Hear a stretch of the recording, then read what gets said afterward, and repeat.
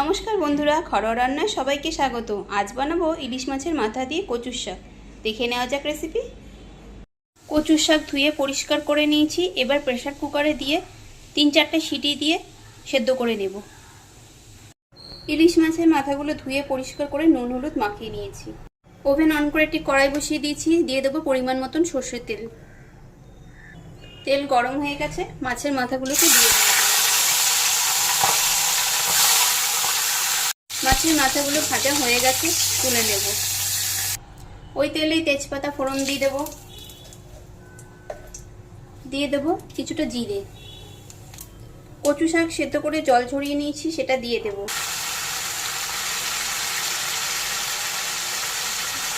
এবার দিয়ে দেব পরিমাণ মতো নুন, জিরের গুঁড়ো,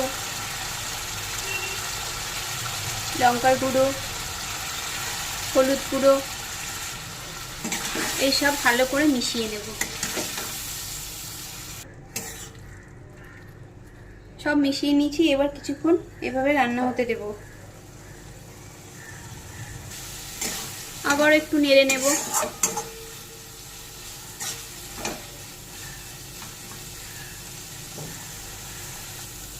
কিছুক্ষণ পর এবার দিয়ে দেবো ভেজে রাখা ইলিশ মাছের মাথা।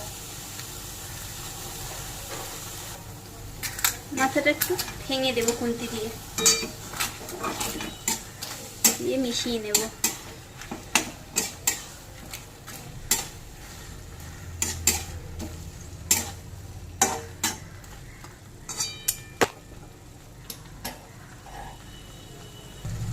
দিয়ে দেবো কিছুটা চিনি, গোটা কাঁচা লঙ্কা,